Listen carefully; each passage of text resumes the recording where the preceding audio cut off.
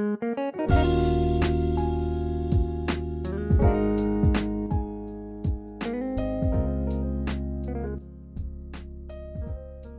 para pendengar Suyanto.id, ketemu lagi, mudah-mudahan Anda semua sehat walafiat dimanapun Anda berada. Nah, kali ini kita akan bertemu dengan seorang guru model dan guru berprestasi, tapi saat ini sedang menjadi kepala sekolah SMP Islamiyah Widodaren Kabupaten Ngawi.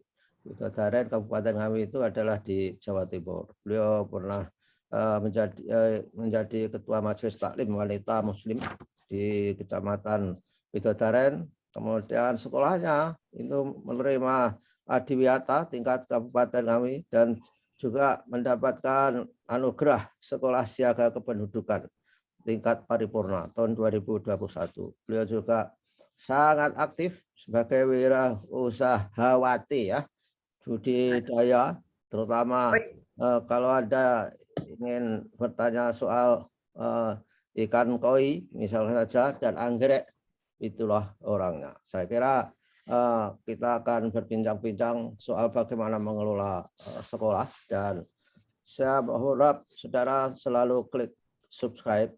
Bagi yang belum, maaf, klik subscribe. Bagi yang belum, yang sudah nggak usah klik lagi, nanti bisa unsubscribe, supaya ketika saudara mengklik subscribe atau bahkan lonceng, saudara selalu mendapatkan video terbaru dari channel pendidikan Suyanto.id. Ini sebuah channel untuk berbagi pengetahuan dan belajar semacam hayat. Kita sapa dulu tamu kita, Ibu Mas Muati Masrofah, dan biasa dipanggil dengan Mbak Rofah. Kita panggil Mbak Rofah saja. Assalamualaikum warahmatullahi wabarakatuh, Mbak Rofah. Waalaikumsalam warahmatullahi wabarakatuh, Profesor Suyanto. Apa kabar jenengan, Mbak Rofah? Alhamdulillah baik, Profesor, sehat dan gemuk karena pandemi. Ya, kita harus selalu sehat, berusaha sehat, karena sehat ini adalah merupakan hal yang sangat penting di masa pandemi. Nah, ngomong-ngomong, Mbak Rofah sebagai kepala sekolah, itu tantangan apa? Terutama swasta ya. Di swasta itu kan ibaratnya segala-galanya harus mandiri. Beda dengan kepala sekolah negeri, itu jauh lebih mudah. Kepala sekolah negeri itu ibaratnya kalau mencari uang seperti berburu binatang di kebun binatang. Nah, sampean sebagai kepala sekolah, tantangan utamanya apa memimpin sekolah swasta, Mbak Rofah? Tantangan utamanya SDM, Profesor. SDM semuanya. Jadi SDM orang tua, juga SDM siswa. Karena kita sekolah swasta dan kebetulan kita sekolah gratis, tidak ada biaya apapun untuk masuk SMP Islamiyah ini. Nah, ini otomatis yang banyak masuk ke SMP Islamiyah itu kalangan menengah ke bawah dan bahkan banyak ke bawahnya. Sehingga kalau kalangan menengah ke bawah itu SDM orang tua dan SDM siswa otomatis ya bawah juga gitu, Profesor. Ya. Loh, yang dimaksud SDM orang tua itu maksudnya adalah misalkan saja tingkat pendidikan orang tua. Jadi maksudnya begitu. Iya, betul sekali. Iya, betul sekali. Oke. Dan untuk tamat SMA sudah golongannya tinggi gitu. Orang tuanya tamat SMA itu sudah golongannya tinggi, Profesor. Jadi kebanyakan tidak sekolah. Oke. Kenapa itu dijadikan semacam tantangan ya, bahwa orang tua, pendidikan orang tua, kenapa itu dijadikan catatan buat Mbak Rofah? Ya, karena otomatis dengan SDM orang tua yang minus itu di rumah pun mereka kan juga pendidikannya minus, Profesor. Nah, ketika masuk ke SMP dengan dasar pendidikan yang sudah minus dari rumah, nah ini kita tantangannya yang besar di sini. Sehingga kita harus berjuang semaksimal mungkin untuk anak-anak itu bisa tahu karakter, budi pekerti, agama, itu yang terutama. Iya. Maksudnya meskipun ini ya. pendidikan mereka minus itu dalam arti bahwa orang tua itu di rumah tidak menyelenggarakan pendidikan secara wajar, secara normatif, dan karena itu bekal untuk masuk ke SMP Islamiyah Widodaren itu dikatakan bahkan tidak punya bekal pendidikan bagi sama anak-anak sekali. Banyak yang seperti itu. Sehingga ketika anaknya tidak masuk itu, kita guru sampai datang ke rumahnya itu justru malah ini apa itu orang tuanya ada yang marah-marah gitu. Oh, sekolah ya Ben, misalnya seperti itu. Oh, gurunya sing repot iki anakku, gurunya sing repot gitu. Oh ya ya. Mensikapi seperti itu gimana teman-teman di SMP? SMP Islamiyah ya. Itu. Bismillahirrahmanirrahim. Kembali ke niat awal bahwa niat kami niat kami adalah ibadah, sehingga semuanya akan kita kembalikan ke niat kami. Semakin sulit tantangan itu, maka pahala yang akan kami terima semakin besar. Oke, ya baguslah. Jadi itu merupakan modal yang luar biasa dan nyatanya berhasil ya dengan niat ibadah itu. Atau di samping niat ibadah apa yang dilakukan untuk menghadapi orang-orang yang seperti itu, Mbak? Ikhlas, kemudian memang berniat untuk menjadikan generasi muda bangsa Indonesia ini menjadi generasi yang sukses. Syukur-syukur ada yang bisa menjadi orang besar. Alhamdulillah kalau sampai seperti itu, Profesor. Paling tidak mereka bisa mandiri.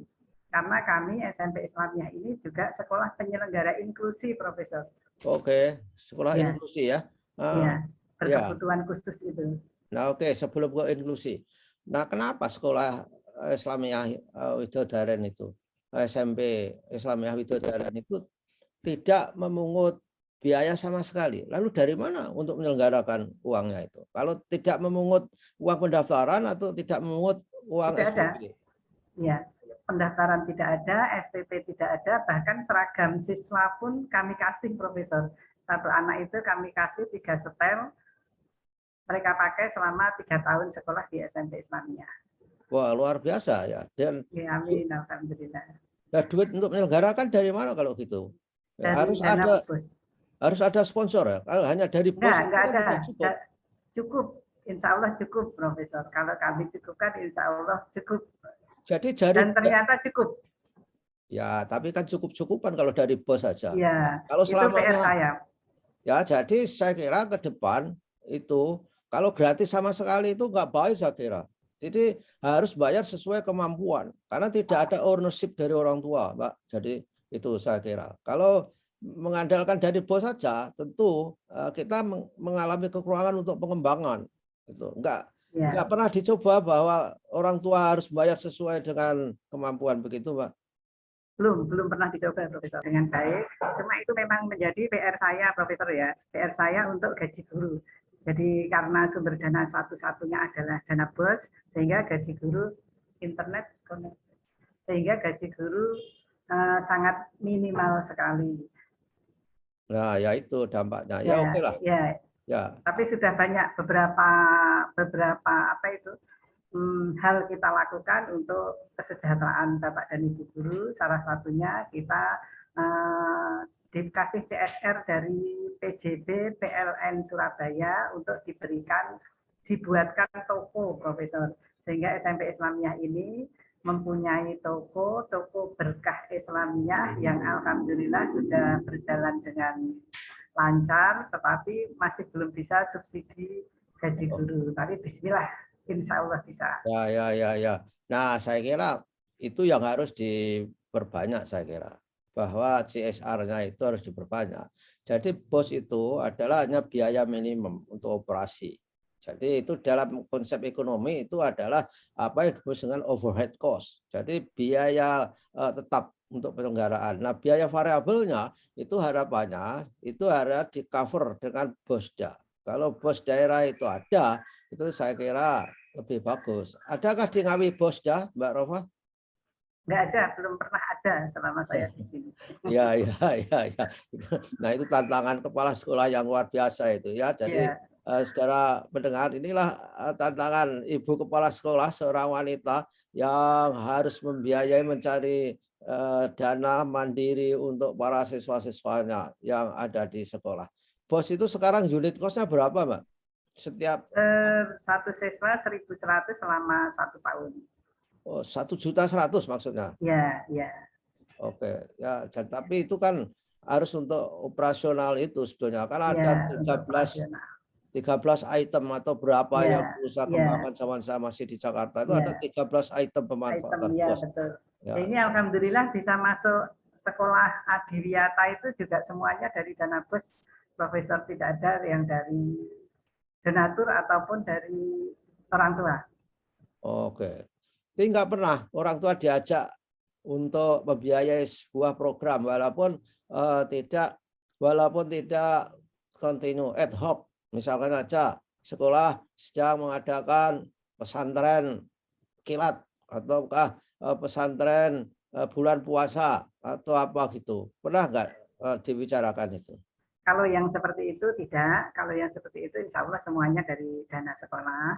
Cuma kalau dental, misalnya kami butuh tanah untuk pengembangan sekolah. Nah, itu kami tawarkan kepada orang tua karena ini bentuknya menjadi wakaf ya, wakaf jariah bersama-sama. Jadi misalnya harga tanahnya 1 meter 500.000 gitu, kami tawarkan kepada orang tua. Barangkali ada yang mau beli 1 meter, setengah meter, 1/4 meter, silahkan. Karena niat kami kalau orang tua beli, insya Allah nanti akan menjadi amal jariah dari orang tua. Di samping orang tua, kalau yang seperti itu, insidental seperti itu, kami tawarkan kepada orang luar juga. Waktu itu belum ketemu Profesor, kalau ketemu pasti saya tawari. Dan kalau ditawari wakaf tanah itu mereka pada mau ya? Ya, ada yang mau, ada yang tidak. Di sini kami tidak ada pemaksaan karena sifatnya amal, gitu, Profesor. Ya, saya kira mulai ditawari, Mbak, untuk wakaf, misalnya saja program. Ini juga program ini juga diwakafkan kepada Anda semua, silakan berkontribusi. Nah, itu caranya saya kira. Ya, kayaknya pas sekali nih, Profesor. Ini kan sebentar lagi pengen membangun lapangan saya itu, lapangan sekolah yang sudah rusak. Nah, mungkin nanti akan saya tawarkan, bismillah. Mau mencoba menawarkan seperti ini. Ya, saya kira kan mudah-mudahan di masa pandemi usai itu semua orang akan menjadi lebih baik. Tapi poin saya adalah mengajak mereka untuk gotong royong itu jauh lebih baik daripada sendirian. Siswanya berapa, Mbak, sekarang? Hampir 300, Profesor. Oh, 300. Jadi masing-masing kelas 100, kelas 1 100, 2 100, 3 100 gitu. Ya, ada yang 100 lebih, ada yang 100 kurang. Nah, keunggulan SMP Islamiyah Widodaren itu apa menurut teman-teman? Masyarakat, ya. Ini SMP Islamiyah Widodaren ini sudah dipercaya di Kecamatan Widodaren sini. Salah satunya kami punya Bapak Ibu guru yang ikhlas, kemudian di samping ikhlas juga punya Bapak Ibu guru yang hebat-hebat, Profesor, di sini. Dengan gaji yang tidak sampai 300.000, Bapak Ibu guru ini setiap hari masuk sekolah ini. Jadi di depan saya ini Bapak Ibu guru mendengarkan semua ini, Profesor. Ya. Jadi Pak Guru nggak pernah bekerja di rumah, masuk sekolah terus ya? Luar biasa itu. Masuk sekolah sampai jam 12 untuk pandemi ini, Profesor. Ya. Saya sedikit banyak mengerti daerah Ngawi karena saya dulu SMA-nya di Ngawi. Jadi adalah nostalgia kalau ngomong-ngomong soal Ngawi itu. Nah, maksud saya di mata orang tua, di mata masyarakat, apa sebenarnya yang ditawarkan oleh sekolah bahwa sekolah ini beda loh dengan sekolah yang lain. Ini beda dengan negeri, misalkan saja. Ya. Kami nilai keagamaannya kita tonjolkan, Profesor. Itu yang membuat beda ya. Dan di era sekarang ini sepertinya masyarakat sudah beralih untuk mencari yang ke agama. Sehingga 2 tahun terakhir ini kami kerjasama dengan pondok pesantren. Kita anak-anak yang mau mondok, kita pondokkan di pondok pesantren. Semua biaya siswa di pondok ditanggung oleh SMP Islamiyah. kecuali biaya makan. Sehingga untuk biaya anak di pondok itu hanya membayar 300.000 saja untuk biaya makan. Biaya sekolahnya semua ditanggung oleh SMP Islamiyah. Wah, luar biasa ya. Jadi lalu tamatan SMP Islamiyah Widodaren itu rata-rata kemana Mbak setelah lulus? Rata-rata ke SMK di sekitar sini saja, SMK, SMA. Belum ada yang berani meloncat jauh. Nah itu PR saya juga, Profesor. Sudah berapa kali saya mencoba untuk bahkan anak-anak saya kumpulkan, orang tua saya kumpulkan yang pandai-pandai gitu ya, untuk mereka bisa sekolah di Ngawi, di SMA Ngawi gitu. Bahkan saya sudah menghubungi kepala sekolah di Ngawi untuk mau menerima siswa dari kami yang pandai-pandai gitu, mencarikan orang tua asuh pula. Jadi dari SMP Islamiyah saya berharap ada yang masuk di SMA Ngawi, kemudian saya carikan orang tua asuh sehingga anak berani sekolah di SMA kota gitu. Tapi ternyata sampai hari ini alhamdulillah belum berhasil, Profesor. Ya. Ini kan pemerintah punya program seperti KIP itu loh. Jadi sejak awal apa nggak bisa akses ke situ? Ada nggak? Ada, PIP ada. Nah, maksud PIP, saya program Indonesia Pintar ada. Ya, maksud saya dengan di situ itu maka bisa diberi bekal bahwa masuk SMA-nya itu, saya nggak tahu SMA kan mestinya juga ada yang program KIP, sehingga diindenkan sebelum masuk. Ya siapa tahu itu match gitu loh. Jadi kalau mau memasangkan gitu bekerja samalah dengan SMA Ngawi atau sudah Profesor. Ya. Untuk bekerja sama itu kan kebetulan saya dengan kepala sekolahnya waktu itu masih kenal akrab gitu ya, sehingga saya minta untuk dari SMP Islamiyah bisa masuk ke sana. Kendalanya itu dari SDM orang tua dan Profesor gitu. Ya. Makanya tadi saya bilang tantangan saya itu SDM orang tua dan siswa. Orang tua yang nggak berani menyekolahkan anaknya keluar dari Walikukun, dari Widodaren gitu. Padahal orang tua asuh sudah saya carikan sehingga anak nanti kalau sekolah di Ngawi dia akan tinggal di sini begitu. Tetap tidak berani. Iya. Yang paling jauh dari mana Mbak siswanya? Ada yang dari Sidowayah segala enggak? Sidowayah enggak ada. Oh, kenapa? Karena mereka punya agak jauh ya. Pernah ada dari Sidowayah, cuma anak inklusi, Profesor. Ya, sekarang sudah lulus. Nah, yang inklusi berapa peserta dari inklusi di situ saat sekarang? 24 ini sedang berduka juga kebetulan karena yang inklusi banyak yang masuk AKM, Profesor. Padahal inklusi itu kan nggak bisa baca, nggak bisa nulis. Ini nanti nggak apa-apa, jadi jangan cemas. Itu nggak mempengaruhi sesuatu, itu nggak masalah saya kira. Jadi yang inklusi itu biar saja. AKM itu pengennya melihat apa adanya, tapi memang daerah sekolah itu juga sudah ribut-ribut, sudah pada bimbel segala macam, dianggapnya sebagai UN, padahal UN itu dihujat untuk di bumi hanguskan diganti itu, tapi nyatanya masyarakat kita itu juga ribet-ribet mau bimbel-bimbel segala macam. Di situ ada bimbel nggak untuk AKM, untuk AN itu? Sudah ada, Mbak? Nggak ada ya. Jadi maksud saya dalam AKM itu nggak usah risau bahwa seperti apa petanya. Di Ngawi itu ada gerakan bimbel-bimbel untuk AN tidak di situ? Nggak ada ya? Kalau di kota kurang tahu Profesor ya, tapi kalau di Widodaren tidak ada. Tetapi kami tetap mengajari anak-anak ya semaksimal mungkin lah supaya anak-anak bisa mengerjakan, sehingga dia ketika mengerjakan itu, jadi tujuan kita untuk anak-anak. Kalau dia mengerjakan AKM dengan baik, dia bisa, itu kan mentalnya anak juga baik. Gitu. Nilai pemerintah kepada kami terserah pemerintah saja. Ya. Tapi itu sebetulnya memang sulit sulit dikarbit karena asesmen kompetensi minimum itu sebuah kompetensi ya, tidak kurikulum bound. Jadi itu artinya memang akan melihat apa yang seadanya, tapi nggak usah dipikir. Yang dipikir lebih baik adalah bagaimana membuat anak-anak yang dari kebanyakan orang yang nasibnya nggak baik itu suatu ketika menjadi nasibnya baik dan bisa memberikan tanah untuk SMP ini kalau sudah tua. Amin ya rabbal alamin. Kan begitu. Insya Allah ijabah doanya ini. Insya Allah amin. Dan ini kan apa? Tetangganya Al-Azhar ya, nggak ada cita-cita ke situ, Mbak. Yang Al-Azhar. Ya, anak-anak Al-Azhar. Ya, yang Al-Azhar kami itu nggak ada. Al-Azhar. Nggak ada, belum ketahuan itu. Ya.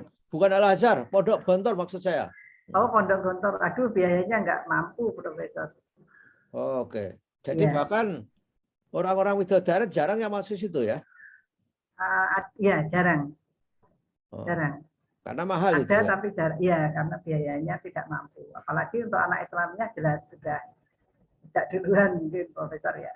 Iya. Kemudian lalu kegiatan ekstrakurikuler apa yang dilakukan untuk menghadapi anak-anak yang dari daerah yang kebanyakan anak orang tidak mampu itu, Mbak? Ya, ini rencananya tahun ini kita mau bikin sesuatu yang bisa menghasilkan untuk anak-anak, Profesor. Jadi kelak mereka lulus dari sekolah itu, mereka sudah punya keahlian tersendiri yang jika mereka nanti tidak melanjutkan, mereka sudah punya life skill. Ya.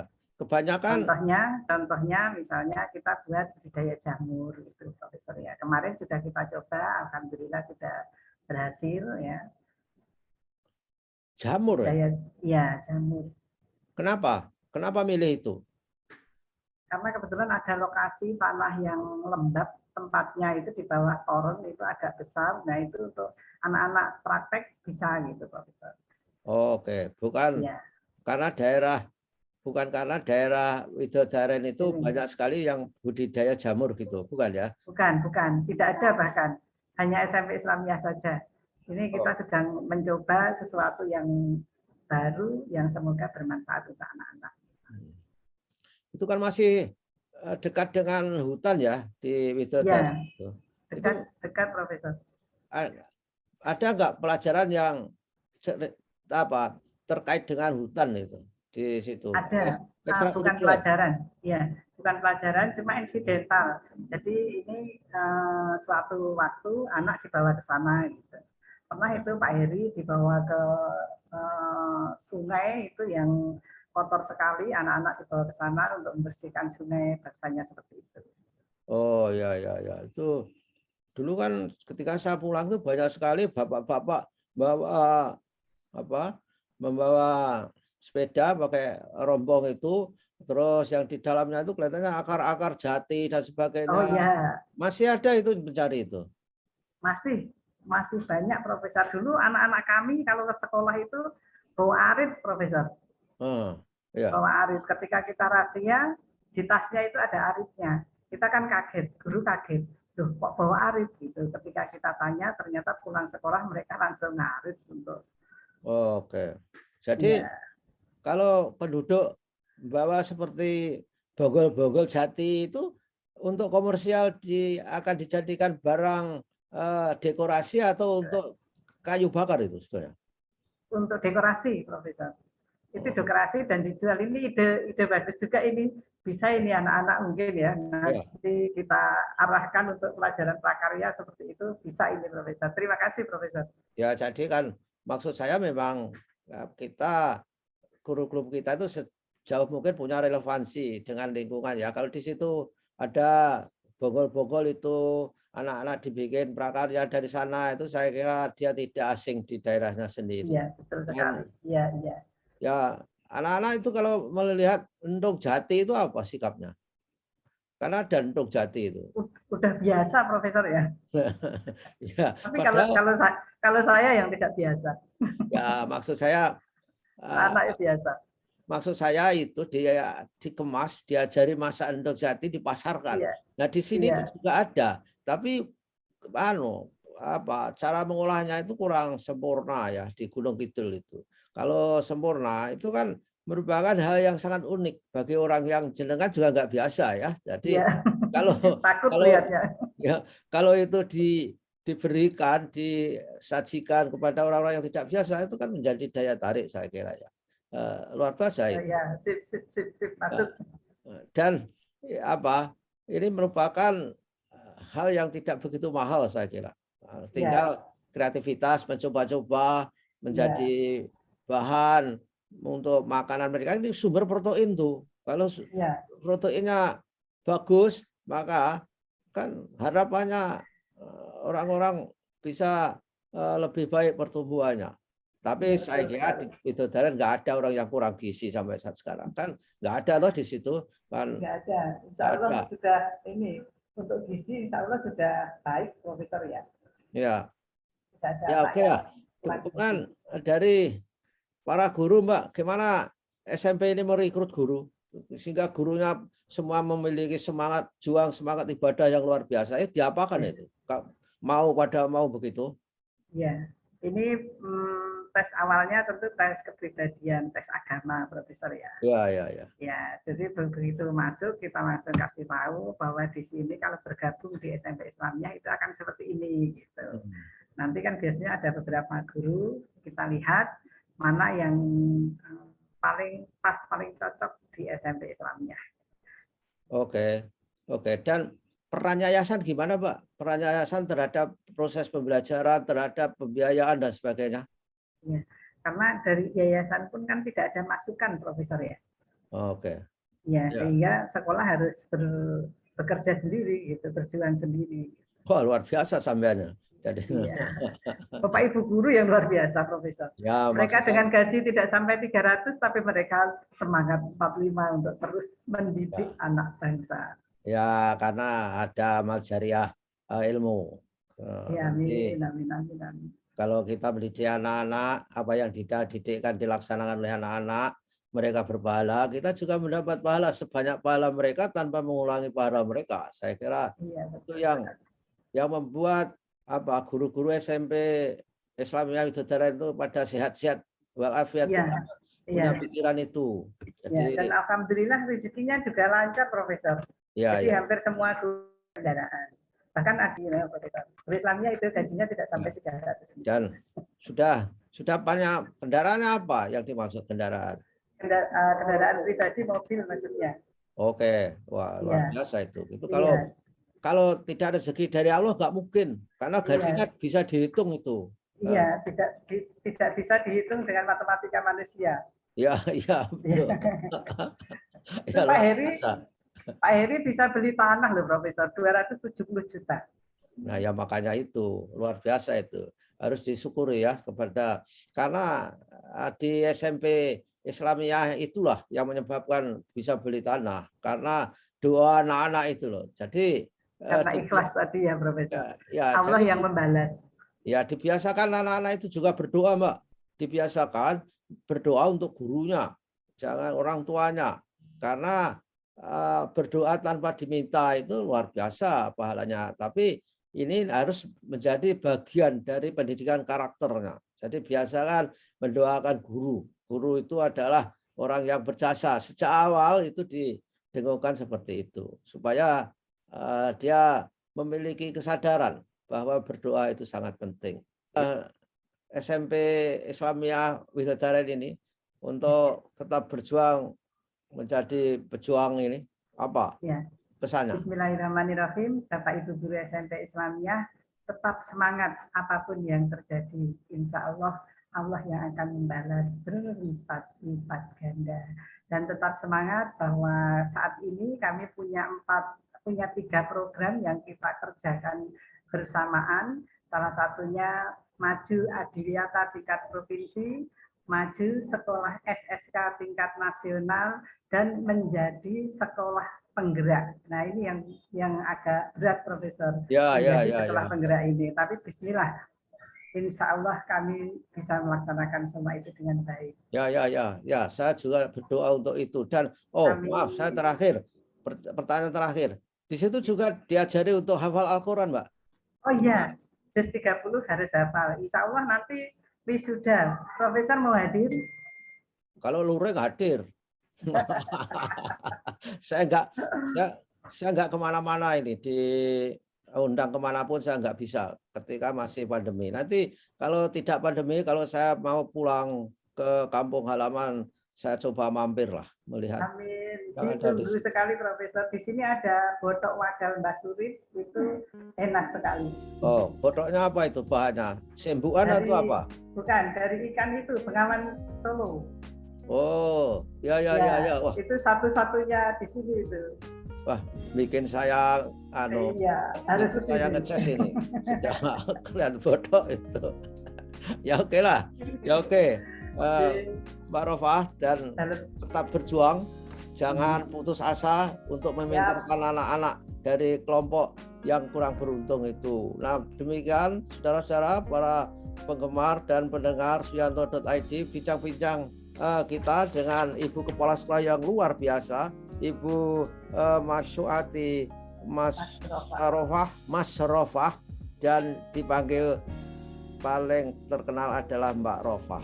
Dan mudah-mudahan SMP ini tetap berjaya, dan saudara-saudara jangan lupa selalu bersama dengan Suyanto.id. Terima kasih Mbak Rofah atas kebersamaan. Sama-sama Pak Profesor. Ya, terima kasih pula doa-doanya. Amin. Terima kasih. Wassalamualaikum warahmatullahi wabarakatuh. Waalaikumsalam warahmatullahi wabarakatuh.